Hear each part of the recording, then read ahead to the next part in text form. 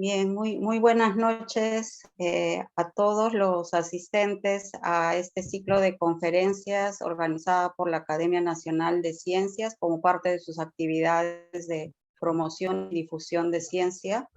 Es un honor contar con los distinguidos miembros de la Academia, con el doctor Bormilón y por supuesto con el presidente de la Academia, el doctor Alberto Gagó, a quien doy la palabra para que nos dé las palabras de inicio.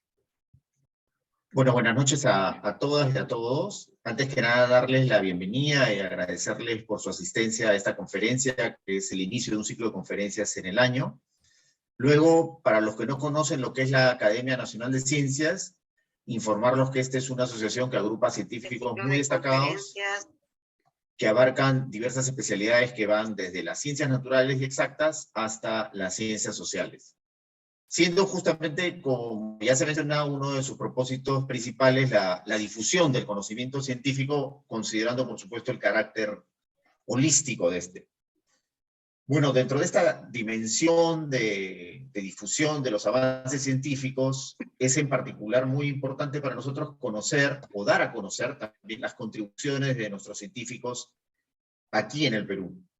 Este conocimiento y reconocimiento creemos que va a ayudar a fortalecer la identidad de nuestra comunidad científica y verlos, y justamente dar a conocer estos avances ante la sociedad. Hoy tenemos el agrado y honor de tener como conferencista a un científico muy destacado, biólogo, y que trabaja justamente aquí en el país, el doctor Paul Milón, a quien varios de los presentes, entre los que me incluyo, tenemos el gusto de conocer. Bueno, para dar una presentación más extensa de Paul, doy el pase a la doctora Greti Villena. Adelante, doctora Villena. Muchas gracias, doctor Alberto. Sí, efectivamente tenemos el agrado de contar hoy día con la charla del doctor Bormilón, un excelente científico y que está haciendo una enorme labor también en desarrollar ciencia de alto impacto en el país y de formar sobre todo recursos humanos calificados. El doctor Paul Milón es licenciado en biología, tiene una maestría en biología molecular y bioquímica por la Universidad Estatal de Milán en Italia y es también doctor en biología por la Universidad de Camerino de Italia. Realizó un postdoctorado en el Instituto Max Planck en Química Biofísica en Alemania. Aquí en Perú es profesor principal de la Facultad de Ciencias de la Salud y director de la Escuela de Biología de la Universidad Peruana de Ciencias Aplicadas. El interés científico del doctor Paul Milón radica en desarrollar nuevas estrategias para hacer frente a la creciente aparición de resistencia a antibióticos, el cual es un problema de salud pública que afecta a sociedades de todo el mundo. Sus trabajos de investigación han contribuido a estudiar la función de los ribosomas, particularmente en la fase de inicio de síntesis de proteínas, y asimismo ha detallado el mecanismo molecular de antibióticos nuevos y antiguos y ha desarrollado aptámeros para Plasmodium falciparum, Trypanosoma cruzi, Mycobacterium tuberculosis, entre otros. El doctor Paul Milón cuenta con numerosas publicaciones científicas especializadas, tiene más de 10 años de experiencia en investigación y el día de hoy nos va a presentar la charla Ciencia Básica orientada a la innovación, mecanismos moleculares de la síntesis de proteínas en bacterias y estrategias para identificar nuevos antibióticos. Damos la bienvenida entonces al doctor Paul Milón. Muchísimas gracias, Greti, por la presentación. Creo que he contado todo lo que les voy a contar. Pero y muchas gracias, Alberto, por esta oportunidad. La verdad que encantado, es un honor para mí para poder contribuir un poco, ¿no? Con mostrar, compartir, tener este espacio de diálogo y ver los avances científicos que estamos logrando en el país, ¿no? Encantado, es un honor y espero que haya muchas más de estas y espero participar como oyente y también participar en la discusión sucesiva, ¿no? ¿Me confirman si ven mi presentación? Sí, sí se ve, todavía no en pantalla completa, pero sí se ve. Ahora sí, ¿no? Sí, Sí. ahora sí. Entonces sí, voy a estar atento. La verdad que necesitamos más de estos espacios. Estoy contentísimo que la Academia Nacional de Ciencia esté impulsando esto de nuevo. Escuché que voy a ser el primero de una serie. Fantástico. Me encanta la idea. Y bueno, estoy acá para contarles un poco lo que estamos haciendo en mi grupo de investigación aquí en Lima, en el Perú, en la Universidad de Ciencias Aplicadas en Chorrillos, ¿no? Y como ven del título, hay dos mensajes o dos charlas en una, ¿no? El primer título es Ciencia Básica Orientada a la Innovación, ¿ya? Dos puntos y un ejemplo de cómo estamos planteando la ciencia básica orientada a la innovación, que es mecanismos moleculares de la síntesis de proteínas en bacterias y estrategias para identificar nuevos antibióticos, ¿ok? Que es parte del core de investigación que tenemos en el laboratorio.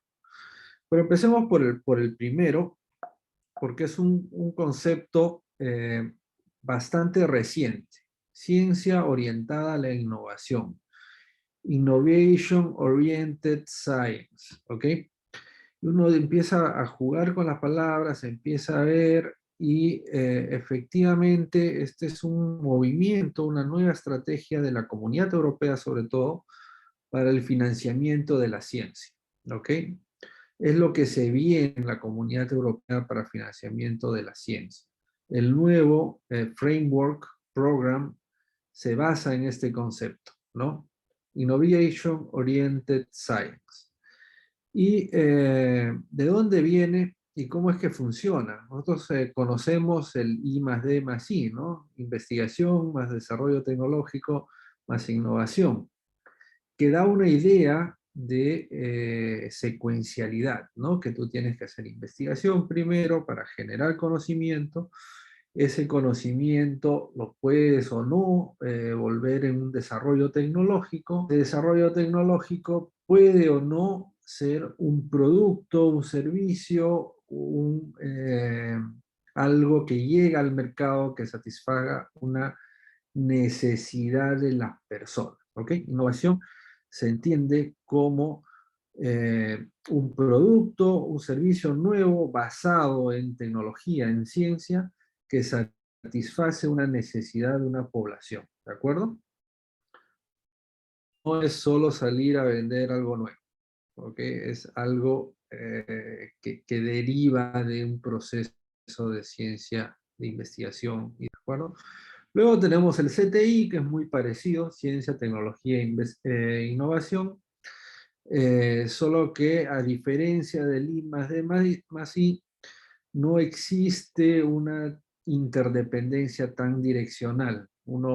Son conceptos de financiamiento de la ciencia, de la tecnología, que pueden ir independientes. Tú puedes financiar ciencia, tecnología por aparte, innovación aparte, que es lo que estamos impulsando un poco en el país, ¿no? Tener, digamos, un ataque a los tres ámbitos y de esa manera lograr un efecto en la población, ¿no? Lo nuevo es lo que les conté, la innovación, ciencia orientada a la innovación, donde la direccionalidad es totalmente distinta. ¿Qué es lo que quiere hacer la Comunidad Europea? Ahora quiere financiar ciencia de cualquier tipo, básica, aplicada, desarrollo tecnológico, lo que sea, pero que tenga bien claro cuál es su perspectiva de innovación. ¿Cuál es la necesidad de un mercado, de una población, de una sociedad que hay que corregir, que hay que arreglar, que hay que mejorar, ¿no? Y tú te voy a dar dinero, haz ciencia, investiga todo lo que necesites, pero ten claro este horizonte, ¿no? Y cambia un poco las reglas del juego, porque permite que, esto lo voy a minimizar para no molestarme, permite que se afronten problemas reales de las sociedades, ¿no? A través de ciencia en cualquiera de sus etapas, ¿de acuerdo? A nosotros nos gusta mucho ese esquema porque refleja bastante lo que hacemos, ¿ya? Y acá les he puesto 3 ejemplos de los cuales les voy a contar hoy día. Por ejemplo, el primero, mecanismos de acción inexplorados o desapercibidos de inhibición del ribosoma. ¿Ok? Este es un proyecto bandera del grupo de trabajo. Trabajamos con ribosomas, trabajamos con bacterias, sabemos que son blancos de inhibición de muchos antibióticos, sabemos que hay muchos antibióticos no descubiertos todavía que también pueden usar ese mecanismo como blanco de inhibición, y es ciencia básica pura. Buscamos entender cómo es que funciona el ribosoma de las bacterias, cómo es que funciona eh, cuando hay un antibiótico unido, ¿no? Queremos entender, es generación de conocimiento a nivel básico, ¿no? Es ciencia básica. Otro ejemplo, por ejemplo, de desarrollo tecnológico, en este caso que estamos trabajando, es detección temprana de agentes patógenos mediante aptámeros o tecnología CRISPR, ¿ok? Los aptámeros, la tecnología CRISPR-Cas ya pasaron por esa fase de ciencias básicas, ya se descubrieron y ahora se están buscando aplicaciones o desarrollos tecnológicos que los usan, ¿no? Y tenemos algunos proyectos y les voy a mostrar algunas cositas sobre eso de ahí, ¿no? Y a nivel de innovación ya es como ahora esto que hemos generado con la ciencia básica, por ejemplo en el punto 1, o con los desarrollos tecnológicos en el punto 2, cómo eso lo llevamos a plataformas ya de screening de compuestos, plataformas de detección ya de alguna manera soluciones que necesita en este momento la industria farmacéutica, por ejemplo, para afrontar problemas en la sociedad, ¿de acuerdo? Entonces, eh, nosotros estamos trabajando mucho con el concepto de ciencia orientada a la innovación, Innovation Oriented Science, que te permite tener una necesidad de la sociedad en mente y hacer ciencia básica, ciencia aplicada, desarrollo tecnológico, siempre apuntando a esa necesidad, ¿de acuerdo?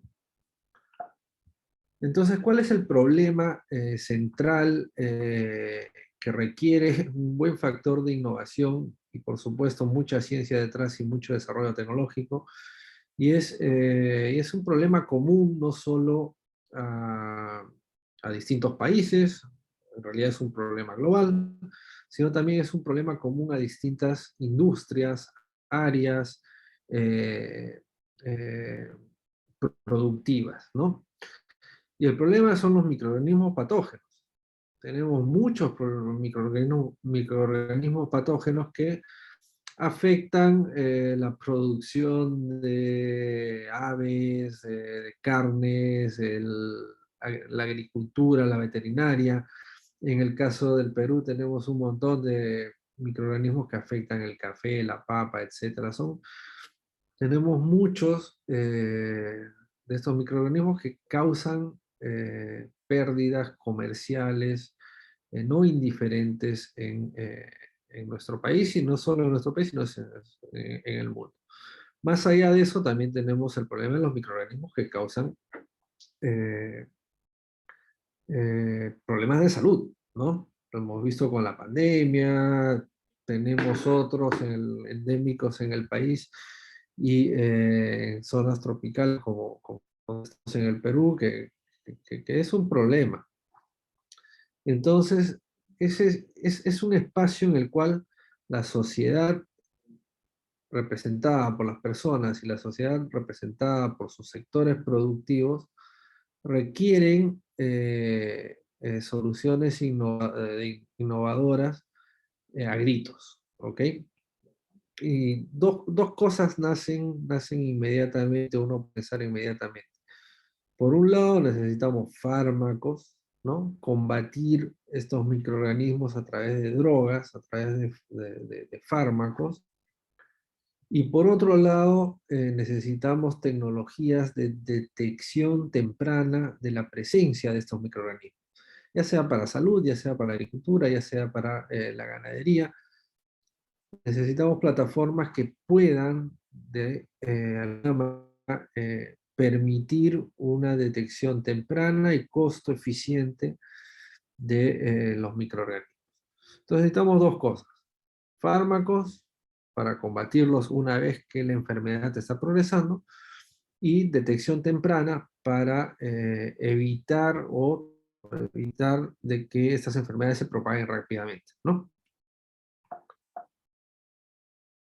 Entre esos problemas está otro, sobre todo el que concierne pues, los antibióticos y la resistencia a los antibióticos, ¿ya? Y este es un problema que es muy importante, sobre todo en el contexto de nuevas drogas contra bacterias patógenas, microorganismos, en este caso bacterias patógenas, ¿no? ¿Y qué es lo que ha pasado? O está pasando es que el tiempo entre que uno descubre un antibiótico y se genera una resistencia se está reduciendo. Antes había unos ciertos años en los cuales tú podías usar ese antibiótico de manera safe, ¿no? De manera segura, pero últimamente lo que está pasando es que descubrimos un antibiótico e inmediatamente estamos descubriendo una resistencia. No solo descubriéndola, sino estamos viendo que esa resistencia se propaga en la sociedad, ¿no? Entonces tenemos el problema de que nos estamos quedando sin antibióticos útiles, ¿ya? ¿Y eso en qué se desencadena? ¿Cuál es el problema a largo plazo? A largo plazo, lo que se estima es que para el 2050 más personas van a morir debido a infecciones resistentes a múltiples antibióticos que de cáncer. ¿Ok? Cáncer es el primer problema mundial. En el 2050 se estima que va a ser la resistencia a los antibióticos. Esto viene de un análisis que se hizo en el 2017. En el 2021, por primera vez, las muertes debido a bacterias multiresistentes pasó a las muertes por SIDA y por malaria, que eso no se esperaba. Entonces se está viendo que el aumento de funciones debido a bacterias multidrogas resistentes está aumentando más rápido de lo que se había proyectado en el 2017. Entonces es un problema muy importante que hay que afrontar, ¿no? Hay dos formas de afrontar el problema de la resistencia a los antibióticos, o el problema de la resistencia a los antibióticos se basa en varios sectores, en varias situaciones, ¿no? Por ejemplo, el uso indiscriminado de antibióticos se ha visto que genera mayor resistencia o difusión de resistencia al antibiótico en la sociedad. El uso indiscriminado de antibióticos en la industria veterinaria también. El mal uso, el uso inadecuado de antibióticos en la agroindustria también se ha visto que ayuda a difundir los genes de resistencia y eso lleva pues a un problema, ¿no? Entonces uno que puede hacer, puede trabajar a nivel de políticas públicas de educación, de concientización, para que no haya un uso tan masivo de antibióticos, y eso se espera que reduzca o ralentice la aparición de resistencias o la difusión de esas resistencias a nivel de una población, ¿de acuerdo? Entonces, una estrategia para que los antibióticos que encontremos nos duren más tiempo es trabajar en políticas públicas, trabajar en educación, para que el uso de los antibióticos sea más consciente, más refinado y no sea tan masivo como en estas épocas, ¿no? Pero eso sí nos va a llevar a efectivamente ralentizar la aparición o la difusión de una resistencia a nivel comunitario, ¿de acuerdo? Pero no lo va a detener. La aparición de resistencias es intrínseca a la evolución de los seres vivos. Entonces siempre va a haber un momento que una bacteria va a desarrollar resistencia a un determinado fármaco, ¿ok? Y va a ser cuestión de poco tiempo más para que esa resistencia se difunda en una comunidad. Entonces, vamos a necesitar siempre generar nuevos antibióticos. Va a llegar un momento en que necesitaremos nuevos antibióticos. Y eso no lo podemos cambiar. Y vamos a tener que estar siempre preparados para una nueva ola de nuevos antibióticos, porque los anteriores ya en un cierto tiempo van a presentar resistencia, ¿no? Entonces necesitamos identificar y desarrollar nuevos antibióticos, o necesitaremos hacerlo de manera continua, ¿de acuerdo? De eso no nos salvamos. Por mucho tiempo lo hizo la industria farmacéutica, porque era bastante rentable para ellos hacerlo. Llegó un momento en que dejó de ser rentable para ellos, justo por el tiempo. Uno de los, digamos, de los sustentos por el cual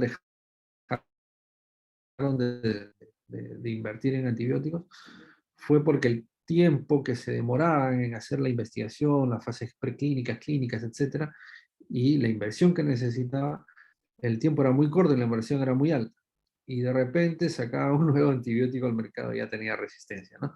Entonces para ellos no fue muy rentable y dejaron de invertir.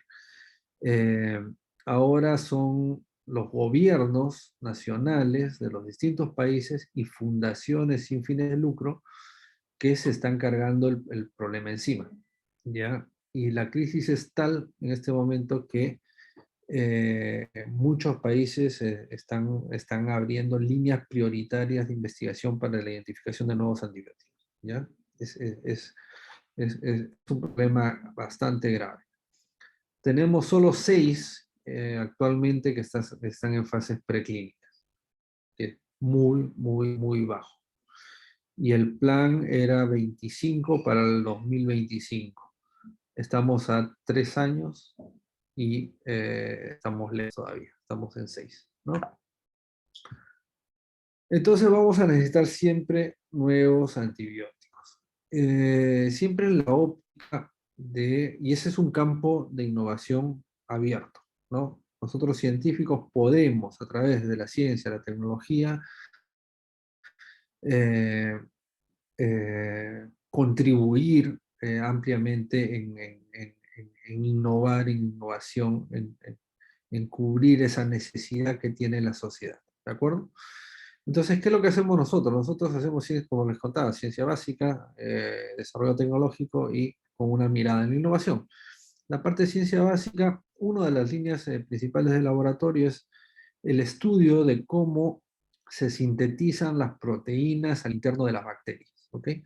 Nosotros queremos adquirir un nuevo conocimiento de cómo estas maquinarias moleculares llamadas ribosomas sintetizan las proteínas al interno de las bacterias. En lo específico, nosotros queremos saber más, ¿no?, de cómo la fase de iniciación de la síntesis de proteínas ocurre, ¿no? La fase de iniciación de la síntesis de proteínas es muy importante porque es la más regulada de todas las fases de la síntesis de proteínas, ¿ya? Muy regulada porque es ahí que se decide qué proteína se va a sintetizar a partir de los mRNAs y qué proteína no, y sobre todo cuántas copias de una determinada proteína se va a hacer por cada mRNA que la bacteria ha producido, ¿no? Entonces hay una regulación ahí, no solo temporal, se hace la proteína o no se hace, sino también hay una regulación cuantitativa, ¿no? ¿Cuánta proteína vamos a hacer y cuánta no? ¿De acuerdo? Y eso sucede al interno de las bacterias a través de 3 factores de iniciación. Son 3 proteínas llamadas el factor de iniciación 1, el factor de iniciación 2, que es una GTPasa, y el factor de iniciación 3. ¿Okay? Estos factores proteicos se unen a la pequeña subunidad 30S del ribosoma y contribuyen a esta regulación que les he contado, ¿no? ¿En qué consiste? Consiste en la unión del mRNA y la unión del tRNA de iniciación y en una, digamos, una transición de isomerización entre 2 estados. Nosotros lo llamamos el estado abierto y el estado cerrado, en el cual el ribosoma o la ribosoma menor 30S junto con los factores de iniciación dan el ok para el inicio de la síntesis de proteínas. ¿Ok? Entonces, eso es como sabemos que funciona. Sabemos que es un paso altamente regulado. Sabemos que es un paso muy importante. Pero también sabemos que es el paso de la síntesis de proteínas que más se diferencia de la síntesis de proteínas en humanos, en eucariotas, en animales, en plantas, ¿no? El resto, la elongación, la síntesis per se es muy parecida en humanos, en bacterias, en hongos, etc. Pero la fase de iniciación es muy, muy divergente, es muy distinta, ¿ok? ¿Por qué les digo esto? Porque uno dice, ya, si nosotros vamos a encontrar un fármaco para matar las bacterias que une el ribosoma, pucha, que sea para la fase de iniciación, porque es tan distinta entre bacterias y células hospederas, por ejemplo, en el caso de drogas para los humanos, las células humanas, tenemos una ventaja, ¿no? Al inhibir la iniciación porque tienes menos probabilidades de generar citotoxicidad o efectos colaterales debido a inhibición de las ribosomas o de los ribosomas humanos, ¿no? Entonces, la fase de iniciación es importante, tiene ese factor diferenciador y nosotros hacemos mucha ciencia básica tratando de entender cómo funciona esto dentro de las células de las bacterias, ¿no? ¿Ok? Y uno de los trabajos, se los cuento solo brevemente, es un trabajo publicado el año pasado por el grupo en Nucleic Acid Research, trabajo liderado por José Alberto Nakamoto, pero con la ayuda de Wilfredo, en colaboración con nuestros colaboradores en Italia y en Rusia. Hicimos un trabajo de ciencia básica pura, ¿ok? Y nos concentramos en el factor de iniciación 3, que lo ven aquí, donde estoy marcando con la flechita, con el cursor, ¿de acuerdo? El factor de iniciación 3 es simpático porque está constituido por 2 dominios conectados por un linker flexible, ¿ok? Es como 2 pelotitas unidas por un hilo, por un conector, ¿no? Entonces, lo que se sabía de la literatura, de estudios precedentes, era que estos dominios se están moviendo constantemente cuando IF3 está en solución. Eso es lo que se creía, no se sabía, se había modelado, ¿no? Y bueno, el primer resultado obtenido es que vimos que en realidad sí se están moviendo, pero tienden a estar juntos la mayor parte del tiempo cuando está en solución, ¿no? ¿Y qué pasa cuando se une a la subunidad menor 30S? Vemos que IF3 se abre. Ojo, todo esto lo hemos medido acá en el Perú, ¿eh? IF3 se abre. ¿Qué sucede cuando van llegando los otros factores de iniciación? Se va reacomodando, se cierra un poco, cuando llega el tRNA se abre de nuevo, pero en otra posición, Cuando llega el mRNA también se reacomoda, etcétera, ¿no? Entonces lo que vimos, lo que estudiamos y publicamos es solo y exclusivamente cómo el factor de iniciación 3 se mueve a lo largo de todo un ciclo de iniciación de la síntesis de proteínas. Desde el primer paso hasta el último paso, que es cuando llega a la subunidad mayor 50S. Y F3 se disocia, ¿no?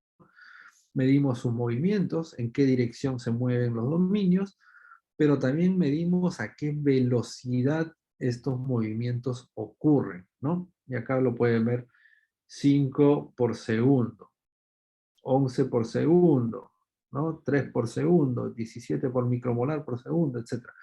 Entonces, pudimos contribuir con el conocimiento de cómo funciona la iniciación de la síntesis de proteínas, dando un mapa de todos los movimientos y las velocidades con las que ocurren estos movimientos del factor de iniciación 3. ¿De acuerdo? Ciencia básica pura. ¿Para qué nos sirvió? Nos sirvió primero, por ejemplo, para estudiar 3 antibióticos derivados de las tetraciclinas. ¿Ok? Que se saben que inhiben la síntesis de proteínas a nivel de la elongación, pero no se sabía si podían inhibir también la fase de iniciación de la síntesis de proteínas. Y ese es otro trabajo publicado el año pasado, donde Víctor Barrenechea, como parte de su tesis de maestría, Marjorie Vargas, como parte de su tesis de pregrado, con la ayuda de Miguel y mía, hicieron una serie de mediciones el, usando el mapa de interacciones que había mostrado José Alberto, ¿no? Usando todo este mapa de interacciones. Lograron proponer que, por ejemplo, la tigecyclina, que es una tetraciclina de tercera generación, al unirse al ribosoma, a la unidad menor ribosomal, provoca que el factor de iniciación 3 vaya a un estado de compactación, ¿ok? También vieron que esa compactación no era mediada por interacciones directas, sino que probablemente por interacciones a larga distancia, alostéricas, ¿no?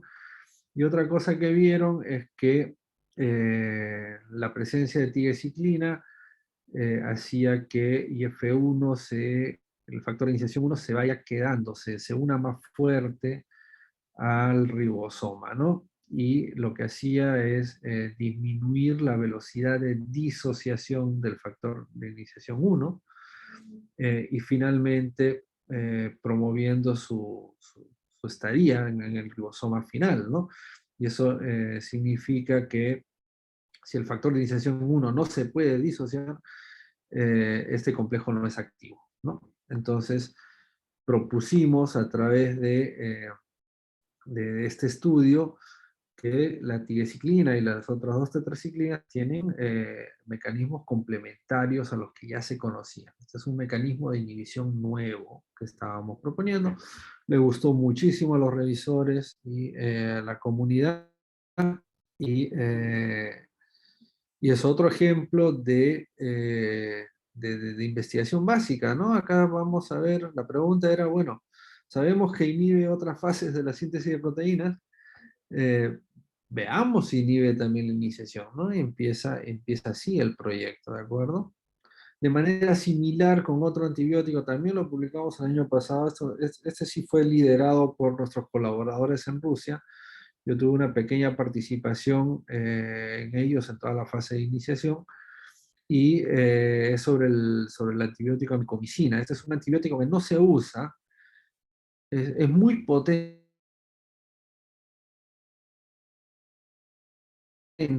pero tiene tóxicos o no deseados. Entonces nunca llegó al comercio, ¿ya? Lo que hicieron nuestros colaboradores es lograron resolver la estructura cristalina de los ribosomas en presencia de amicomicina, que lo ven aquí en azulito, ¿no? Y a través de ensayos parecidos a los que usamos nosotros, y algunos de los nuestros lograron ver cómo es que esta unión inhibía la síntesis de proteínas. Este es un caso bien curioso, un antibiótico bien, la verdad que es bien raro, porque tiene efectos en todas las fases y efectos bastante promiscuos. Entonces, abre una posibilidad para afinar estas moléculas a través de síntesis química ya, para que alguno de esos efectos sea predominante sobre otros, ¿no? Y quizás así reducir el problema de citotoxicidad, ¿no? Entonces también otro ejemplo de cómo la ciencia básica empieza a proponer posibles soluciones para encontrar nuevos compuestos inhibidores, ¿no? Otra de las ramas que van muy bien en el laboratorio es que es más de desarrollo tecnológico, ¿no? Que apunta a otra necesidad, a otro potencial innovador que existe, que es la detección temprana de microorganismos patógenos, como le decía al inicio, ¿no? Y eso lo estamos afrontando a través de dos tecnologías. Una es la tecnología de aptámeros. Katy, que ven en la foto, es nuestra líder del grupo de aptámeros. También Diego apoyó, ahora Victoria, Vanessa, etc. Y tenemos una colección bastante grande. Estos números han crecido, no tengo los números actuales, de aptámeros contra distintos patógenos, ¿no? Sobre todo acá nos concentramos en patógenos que eh, nos afectan directamente acá en el Perú, ¿no? Tuberculosis en el Perú es un problema enorme. La malaria no es tan grande, pero sí está creciendo, sobre todo eh, Plasmodium falciparum está aumentando, cuando antes no había tanto. Chagas es otra enfermedad olvidada. Leishmaniasis, etc. Entonces necesitamos sistemas de detección un poco más certeras, más costo eficientes y sobre todo para poder tener una detección temprana. Muchas de estas enfermedades se convierten en problemas simplemente porque los pacientes esperan mucho, ¿no? Un ejemplo, este es un artículo liderado por Diego Joseph del 2019-2020, donde seleccionaron aptámeros para el reconocimiento de una proteína de Plasmodium falciparum, ¿no? Los aptámeros, así brevemente se los cuento, son monocadenas de ADN que por su plegamiento pueden reconocer de manera específica una determinada proteína o blanco para el cual han sido seleccionados, ¿no? Y en este trabajo los chicos hicieron un trabajo fantástico y pusieron a punto sistemas de secuenciación masiva para seleccionar y análisis bioinformático para poder seleccionar estas cadenas de ADN que después se vuelven aptámeros, ¿no? Que acá tienen los modelamientos abajo a la derecha, ¿no? Eh, otro approach para la detección temprana, que lo hemos hecho recién al inicio de pandemia, un poco antes de la pandemia empezamos, es el uso de CRISPR-Cas, ¿no? Y acá uno de los trabajos recientes es el sistema basado en CRISPR-Cas para detección de COVID, ¿no?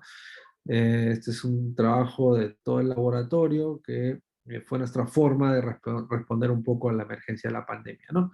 Y se desarrolló una plataforma totalmente producida en el Perú que permite la detección de la presencia del ARN viral a través de varios métodos, ¿no? Métodos simples que hay en cualquier laboratorio, como un gel de agarosa, ya lectores de fluorescencia un poco más sofisticados, y también algunos ejemplos de detección directa o a través de laboratorios portátiles, ¿no?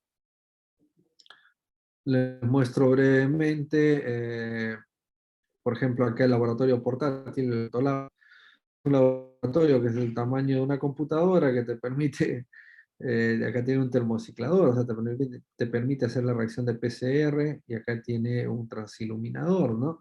Entonces eso acoplado a las enzimas y todo lo que se desarrollaron en este proyecto, permite visualizar los resultados de presencia o ausencia del virus, ¿no? Entonces, fue un proyecto muy simpático, mucho trabajo, eso lo lideró Roberto Alcántara y todo el grupo en realidad. Descubrimos y redescubrimos varias veces el problema de amplicones, es un problema general, pero en fin, se logró hacer muy bien. Y también publicamos los protocolos paso a paso para todo ese desarrollo. Lo dividimos en dos porque era demasiado. Y en la primera mitad es para toda la producción de enzimas, ¿no? Del material biológico que necesitas para hacer ese tipo de ensayos. Y la segunda mitad es el paso a paso para hacer el ensayo de detección de SARS-CoV-2, de COVID, ¿no? Ahora estamos utilizando un sistema parecido para la detección de leishmaniosis. Eso lo está viendo Eva Dueñas como parte de su tesis de maestría. Está funcionando muy bien y el manuscrito creo que ya está enviado, está por ser enviado en estos días. La verdad que funciona de maravilla, ¿no? Y otro ejemplo, ya donde el mundo de los aptámeros y el mundo de los ribosomas se unen, es el trabajo de Ana Sánchez con la ayuda de Katy, José Alberto, Andrei de Rusia y mía. Ellos desarrollaron aptámeros, estas moléculas de ADN, contra el factor de iniciación 3 de la síntesis de proteínas, ¿no? Como les contaba hace un rato. Y lo que hizo Ana es medir, de acuerdo al mapa que había establecido José Alberto, ¿no? Y todos los involucrados en este trabajo, midió todas estas reacciones de nuevo en presencia y ausencia del aptámero, ¿no?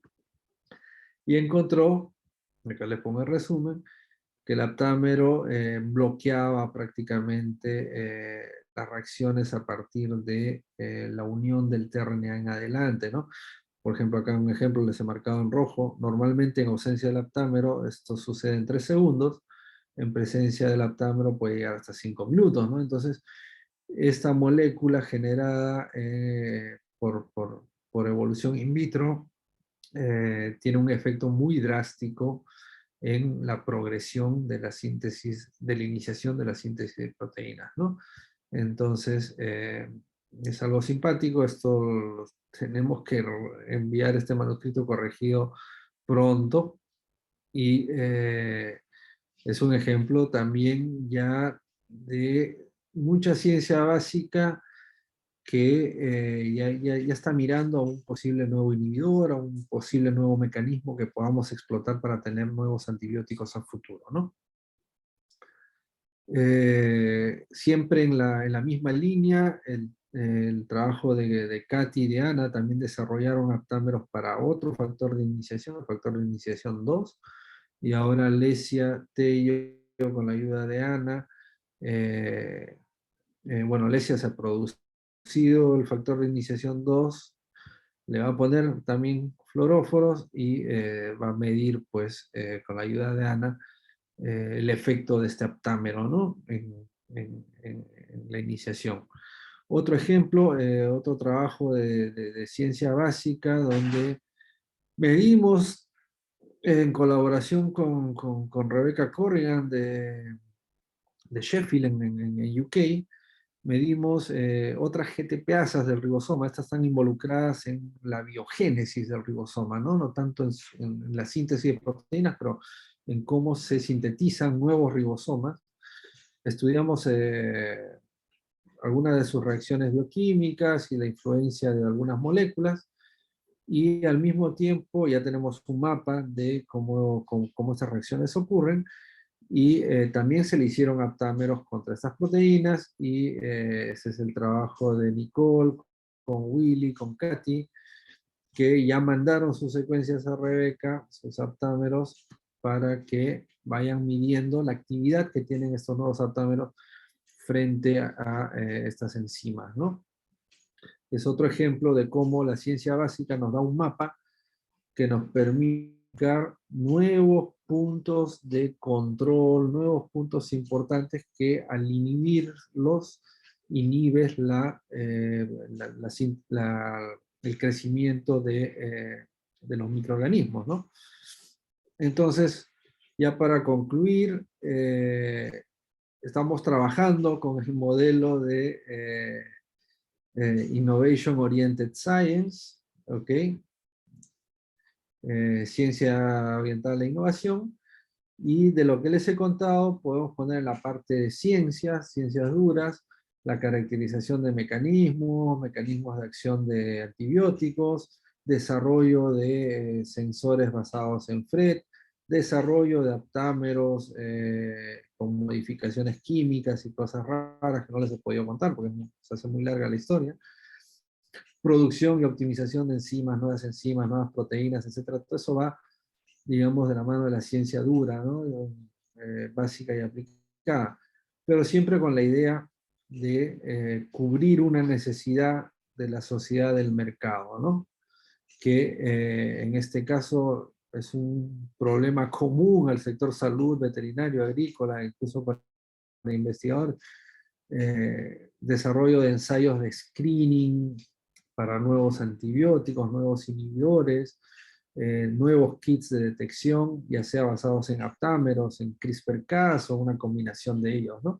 Entonces tenemos en mente ese objetivo, tenemos que innovar, tenemos que dar soluciones a problemas reales de la sociedad en este momento, pero eso no quiere decir que vayamos a dejar de hacer ciencia básica dura o aplicada dura, porque es ahí que tenemos una ventaja para proponer soluciones altamente con potencial elevado de innovación, ¿no?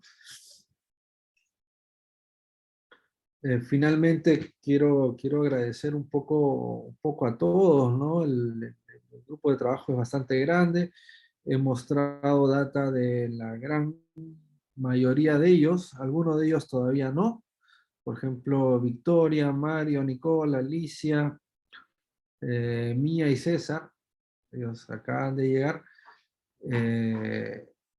Para la próxima creo que están trabajando muy bien, se están desempeñando muy bien, así que la próxima probablemente también haya data de ellos, ¿no? Más que todo, el trabajo este es el trabajo de Katy, Roberto, de Ana, de Gabriel. Gabriel he presentado poco, pero tiene bastante de Miguel, de Wilfredo, de Vanessa, de Eva y algunos previews de Lesia, ¿no? Así que muchas gracias a ellos porque nosotros trabajamos, es un grupo que trabaja, lo que he presentado es el resultado del trabajo de todos ellos, ¿no? Y de algunos chicos que ya no están en el laboratorio, están haciendo su doctorado. Diego está en la República Checa, Luis está haciendo un doctorado aquí, Víctor está trabajando, él hizo su maestría con nosotros, Víctor Segarra sí está en Alemania, José Alberto se acaba de ir a Suecia, Marjorie ha hecho una tesis, tiene una beca para está haciendo su maestría, va a regresar, o ya regresó, digamos, al laboratorio. Va a hacer algunas cosas con CRISPR-Cas también con nosotros. Felipe, que fue a hacer su doctorado y creo que está trabajando ahora, no sé qué está haciendo, la verdad. Y nuestros colaboradores, por supuesto, ¿no? Y sobre todo, gracias a la universidad que nos ha dado un espacio, mucho apoyo, y a los financiamientos. Todo esto se ha logrado gracias a financiamientos de Prociencia, antes de Ciencia Activa, también de Innovate, y ahora también un financiamiento del Banco Mundial, pues, ¿no? Y sobre todo gracias a ustedes por su atención, y espero no haberme pasado mucho del tiempo. No, empezamos un poquito tarde, pero creo que sí me pasó un poquito. Escuchan los cohetes también, ¿no?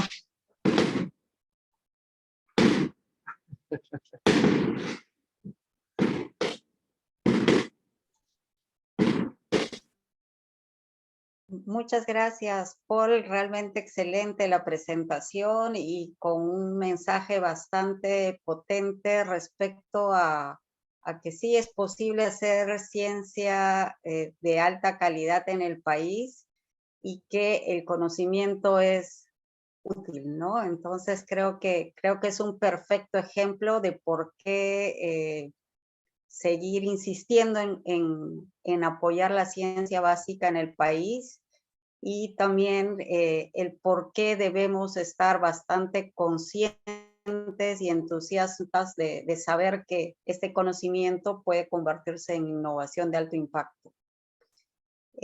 Invito a los asistentes, si es que tienen alguna pregunta, a levantar la mano, o también pueden plantear sus preguntas a través del chat.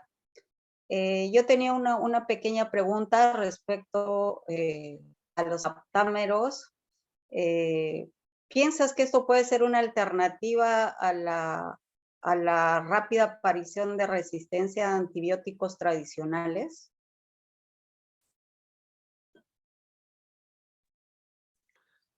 No lo sé, a ver, los aptámeros tienen esa versatilidad que las puedes desarrollar a través de evolución dirigida, ¿no? De evolución in vitro. Entonces, cualquier blanco proteico potencialmente le puede generar un aptámero y puedes inhibir ese blanco proteico. Entonces, tienen ese potencial de volverse moléculas que rápidamente las puedes generar contra alguna proteína esencial. Pero ¿cuáles son las desventajas? Las ventajas es que son moléculas grandes. O sea, son mucho más grandes con respecto a un fármaco, que es una cosa pequeñita, ¿no? Al ser más grandes también podrías tener distintas conformaciones, entonces la población activa real podría ser menor, ¿no? Pero podría haber una combinación de ambos, ¿no? Por ejemplo, tú podrías usar un aptámero como carrier, como vehículo, para llevar una pequeña molécula al tipo de célula que tú quisieras inhibir o matar, ¿no? Entonces hay mucho campo de exploración ahí de ciertas ideas que hay que evaluarlas y hay que probarlas, ¿no? En el caso nuestro, por ejemplo, el caso del aptámero de IF3 y de IF2, seguramente nos está sirviendo mucho para estudiar, a ver qué pasa cuando tú bloqueas un dominio específico de una proteína que tiene muchos dominios, ¿no? Pero tú bloqueas solo uno, ¿no? Y quieres ver qué efecto tiene ese bloqueo en un sistema complejo como el ribosoma. Entonces tú específicamente puedes bloquear eso y ver qué sucede en todo el resto, ¿no? Y eso a nivel de investigación es bastante innovador, en el sentido de que es una herramienta nueva que te permite expandir el tipo de estudios que estás haciendo, pues, ¿no? Yo quiero aprovechar para felicitarte antes de que mientras que la gente se va animando, Greti, si me permites, felicitarte por la excelente presentación y sobre todo la cantidad enorme de trabajo que se ve que has hecho tú con tu grupo, o sea, estupendo, me parece impresionante realmente, y te felicito. Y quería hacer unas preguntas quizás un poco del ego en el tema, para algunas cosas ahí que me generaron curiosidad. ¿Cómo sabes cuando estás desarrollando, digamos, un antibiótico nuevo, tú lo mencionaste de alguna manera, cómo puedes, o sea, qué métodos usas para saber, oye, este antibiótico de repente ya tiene resistencia, o sea, como para hacer un descarte, es decir, o ya tengo tantas cosas que me pueden decir, ay, este antibiótico ya tiene resistencia o no, y ya lo descarto, ya pues esto ya no estoy descubriendo nada. ¿Cómo sabes? O ¿cómo se puede hacer esa discriminación al momento que tú estás en ese proceso de descubrir un nuevo antibiótico que no tenga ya una resistencia, o sea, que exista una bacteria que ya se desarrolló, pero que no conoces, que ya a ese antibiótico que has desarrollado ya tiene resistencia? O sea, ¿hay alguna manera de saberlo en ese proceso o solo en el campo, ya, digamos, en el campo, cuando haces pruebas de campo, recién te das cuenta, oye, ya tiene resistencia, no sirve? ¿Cómo funciona eso? Muy, muy buena pregunta. Esa es una respuesta que la tienes que saber lo antes posible, ¿no? Porque no te quieres mandar en una investigación enorme y al final recién darte cuenta, pucha, ¿sabes qué? ya pertenece a la misma familia de antibióticos que ya se sabe que hay una bomba de flujo que causa resistencia para toda esa familia. ¿Ya? Es un ejemplo que sucede, ¿de acuerdo? Hay resistencias compartidas, o sea que un gen de resistencia te puede dar resistencia a múltiples antibióticos. Entonces es importantísimo saber eso. ¿Y cómo es que normalmente se hace? Es que tempranamente en tu desarrollo, en tu identificación de una molécula nueva, tú la enfrentas a un panel de bacterias que tienen distintos tipos de resistencia. ¿Ok? Por ejemplo, lo que están haciendo nuestros colaboradores en Italia, ellos tienen paneles de bacterias que son resistentes a 2 antibióticos, 5 antibióticos, 7 antibióticos. Tienen una bacteria que es resistente a 11 antibióticos distintos, de familias distintas, ¿ya? Aislada clínicamente, 11, ¿de acuerdo? Entonces, su nivel de screening es, ok, tiene que matar a esa que tiene 11 resistencias, ¿no? O que, está que es resistente a 11 familias, ¿no? Entonces, eso es importante, punto 1. Punto 2, también quieres verlo en distintas bacterias, no en una misma, ¿de acuerdo? Entonces se evalúa mucho, se usan generalmente 4 al inicio, que son 2 gram positivas y 2 gram negativas, coli, staphylococcus aureus, bacillus subtilis y no me acuerdo cuál es la cuarta, ¿ya? Porque también quieres que tenga una cierta actividad en todas ellas, ¿no? De nada te sirve que por ahí la aislaste en coli, ¿no? Contra coli, pero después no le hace nada a Staphylococcus aureus, no le hace nada a las que normalmente están en los hospitales y que son las que están causando muertes, ¿no? No te sirve de nada. Pero sí, la respuesta corta es, antes sabes esa respuesta, Alberto, mejor es.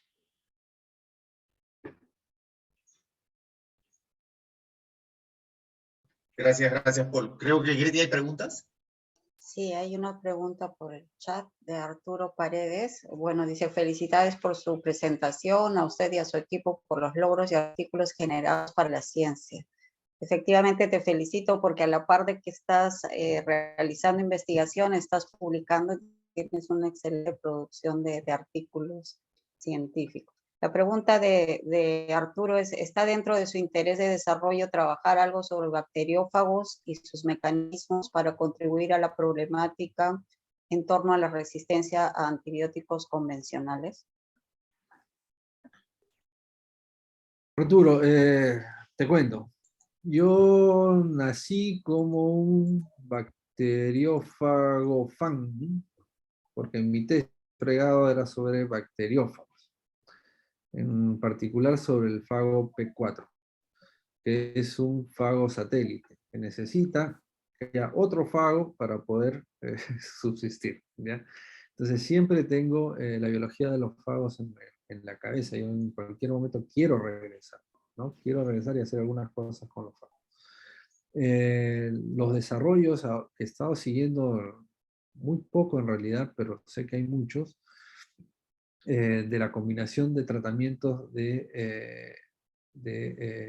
con bacteriófagos, sobre todo para combatir bacterias resistentes, está dando buenos resultados. He visto muy buenos resultados en combinaciones de antibióticos y bacteriófagos, que creo que hay mucho por desarrollar ahí. Ahora, siguiendo la lógica de la presentación, ¿no? De hacer ciencia básica para innovar en algo que nos diferencie. Acá hay algo que, por ejemplo, en el Perú se ha hecho muy poco, ¿no? Investigar sobre los fagos, qué fagos tenemos en el ambiente, en las tierras, en las selvas, en las sierras.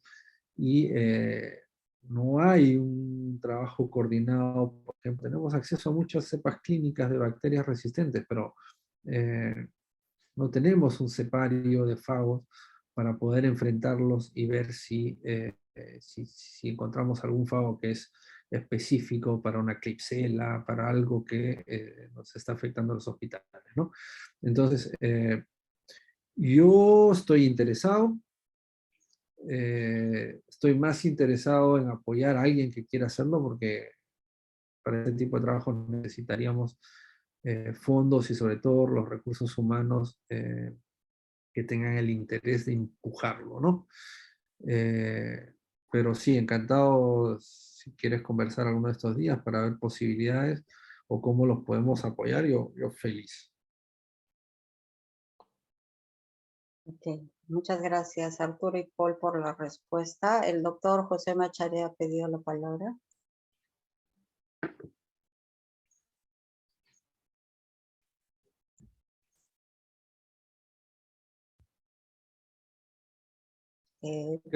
Creo que no puede habilitar su micrófono.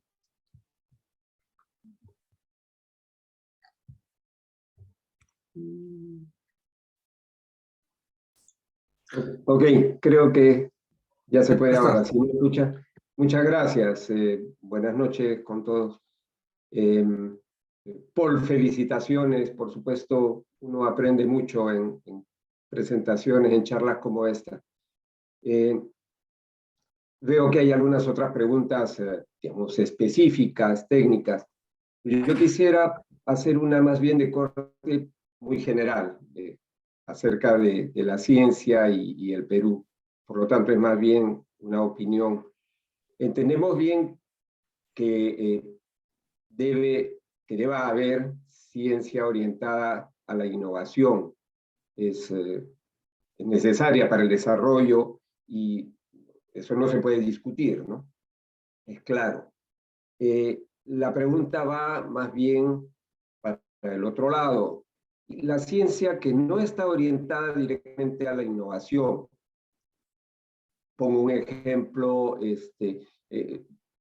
investigar, explorar las comunidades bacterianas que pueda haber asociadas a unos vents hidrotermales en la dorsal de Nazca. Estamos a 2.500 metros de profundidad en el fondo del mar. Bueno, la dorsal de Nazca y esta zona han sido designadas como áreas naturales protegidas y nos dicen se requiere investigación. Cuesta mucho. Entonces hay opiniones diversas, ¿no? Algunos dicen, el Perú es un país que no debe gastar plata en investigación que no le vaya a dar en un término relativamente corto, pues resultados económicos, ¿no? Económicos o sociales directos de tipo bienestar para la población. ¿Cuál es tu opinión? Y no sé, en ese caso, ¿cuánto debería poner el Estado en cosas que no tienen una aplicación directa, pero la tendrá quizá un día, ¿no? Y cuánto con respecto a a las investigaciones que están orientadas a la innovación. A ver, yo no lo repartiría en cuánto. Hay una cosa que quizás no queda muy clara, pero en este concepto de ciencia orientada a la innovación, no necesariamente tu investigación tiene que terminar en una innovación, o sea, tu proyecto de investigación.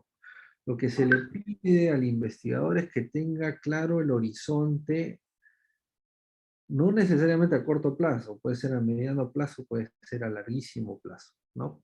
Pero que lo tenga claro. No solo le sirve al investigador, sino también le sirve al gobierno, ¿no? Porque en el ejemplo, por ejemplo, que nos diste, José, quién sabe si en esa comunidad microbiana existe un fago que tiene una enzima particular y se vuelve la nueva CRISPR-Cas del futuro y nos resuelve la economía peruana para todos, no lo sabemos, ¿no? Pero hay la posibilidad de que haya alguna bacteria que produzca algo que nos sirva, ¿ya? Eso tiene que estar claro de ambos lados, de quien nos da la plata y de nosotros que hacemos la investigación, ¿no? Y el grupo también, porque siempre hay un chico que aparece de tu grupo que es más orientado a ese tipo de innovaciones, aplicaciones, o tratar de verle la parte más práctica, y quizás no vamos a ser nosotros que impulsemos eso, sino va a ser él que lo lleva adelante, ¿no? Y por parte del Estado le sirve porque tenemos que cambiar esa mentalidad cortoplacista de los fondos que nos propone. Eso no está bien. O sea, no estoy de acuerdo con ese tipo de proyectos que nos dan 2 años y nos piden 3 artículos, 2 patentes, una spin-off y 500 millones de ventas de facturación. No, pues no estamos a ese nivel, ¿no? Eso hay que cambiar. Pero por otro lado,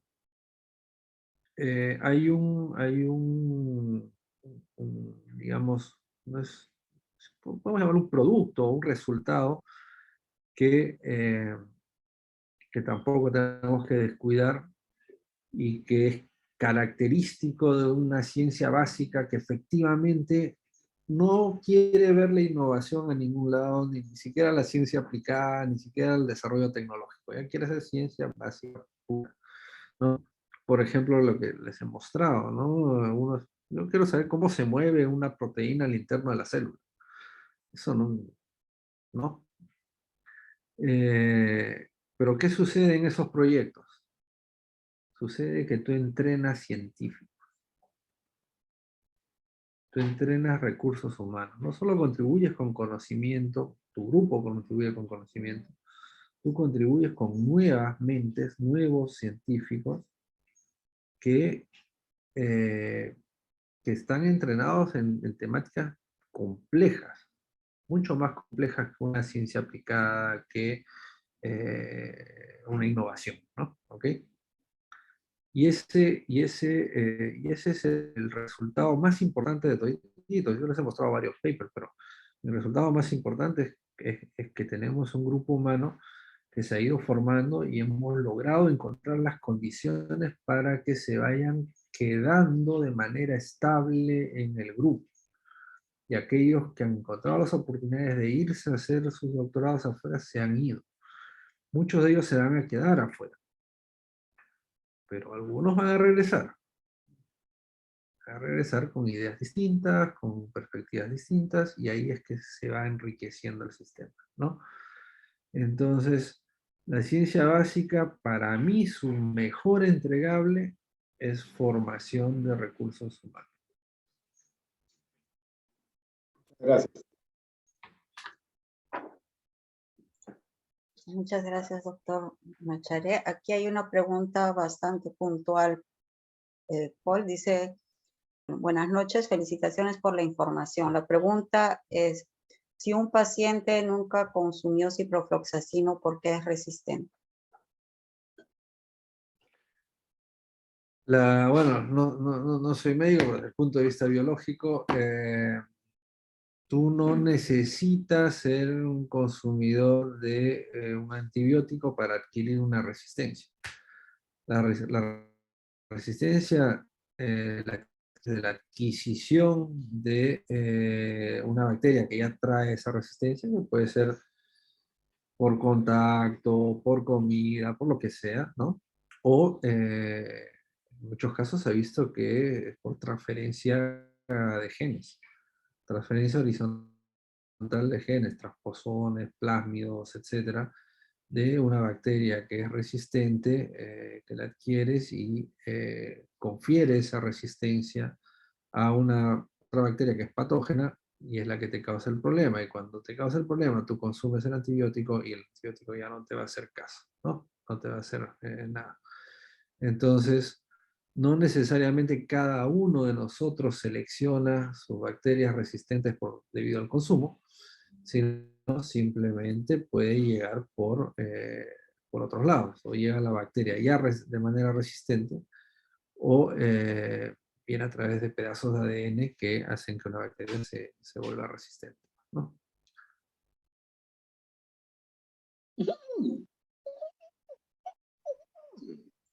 De acuerdo.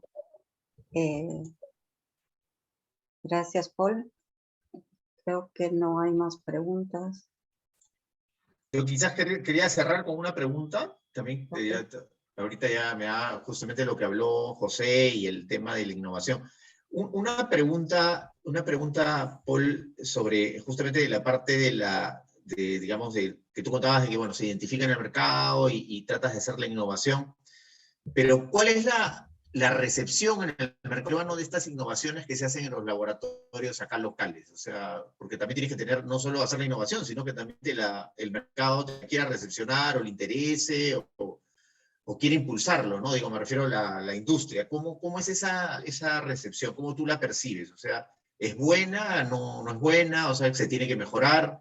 Porque uno podría hacer todo lo que tú dices, esta ciencia oriental, innovación, y hacer la innovación, pero también si tienes un mercado que no está a ese nivel de adoptar esa innovación, también es como que inocuo, ¿no? Entonces, ¿qué sucede en nuestro mercado peruano? O sea, ¿qué piensas tú que pasa en el mercado peruano? Y con eso No, era sí, una pregunta esa, justo relacionada con esto de la innovación. esa pregunta es para hablar largo y tendido. Pero en corto, pues, en corto. En corto sucede lo mismo que los entes que nos financian. El mercado, digamos, ¿quién está entre nosotros, los científicos, y el mercado? Está la industria. En el caso de antibióticos está la industria farmacéutica, ¿de acuerdo? Pero ellos también están con esta óptica cortoplacista. Dicen, yo invierto, yo me interesa, sí, queremos ayudarlo, hemos visto con lo de COVID, ¿no? Todo eso, pero ya esto va a ser rentable recién de acá a 5, 6 años, 10 años. Entonces se cae todo, ¿no?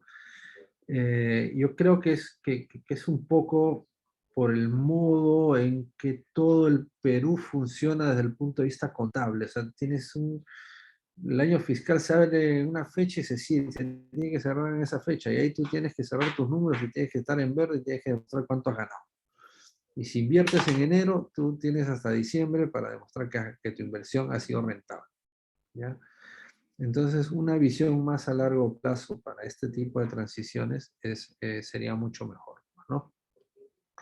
Hay mucho que puede hacer el Estado a través de normativas, a través de ayuda desde el punto de vista normativo legal, y demasiado que tiene que hacer todavía desde el punto de vista normativo de permisos, de tipos de estudio. En Perú no es tan fácil. Supongamos que nosotros mañana les presentamos un dossier de 5 nuevas posibles moléculas antibióticas al INS y queremos hacer un ensayo preclínico en animales, ¿ok? Es casi imposible en el Perú. Entonces, y ahí no es tanto, tienes el campo de innovación, tienes por ahí una farmacéutica que está interesada, pero solo en el Perú se hace casi imposible, ¿no? ¿Qué sucede? Sucede que terminas enviando tus compuestos al extranjero. Pagas una empresa en el extranjero para que lo haga allá. ¿Y qué sucede? Terminas produciendo en el extranjero y terminas estando al Perú, una cosa que probablemente la podrías haber hecho 100% acá. Entonces tenemos mucho que madurar ahí, mucho que adoptar. Muchas gracias, Poli. Bueno, nuevamente, muchas gracias por la excelente exposición y Betty, te dejo ahí para el Sí, cierre. muchas gracias, Alberto. Solamente para reiterar por las acciones a ti y a todo equipo, realmente es un ejemplo de un trabajo como ya mencioné, de ciencia de alto impacto, y es muy importante que estés desarrollando ese tipo de ciencia y, como has mencionado, que estés formando nuevos investigadores a ese nivel. También quería invitarles a las siguientes conferencias que vamos a tener como parte del programa de la Academia Nacional de Ciencias. El próximo 23 de junio vamos a tener la charla de computación cuántica a cargo del doctor Enrique Solano. Estaremos enviando el material de difusión para que puedan agendar esta charla y como ya mencionaba el doctor Paul y el doctor Alberto, este es un espacio abierto para conversar sobre ciencia, para opinar sobre ciencia y desde este espacio también tratar de dar soluciones o ideas innovadoras para fomentar el desarrollo científico en el país. Muchas gracias a todos y nos estaremos viendo el 23 de junio. Muchas gracias, Greti, muchas gracias, Alberto, y gracias a Muchas todos gracias a ti. por su atención. Un abrazo. Cuídense. Gracias. Gracias a todos. Gracias. Buenas noches. Gracias a todos.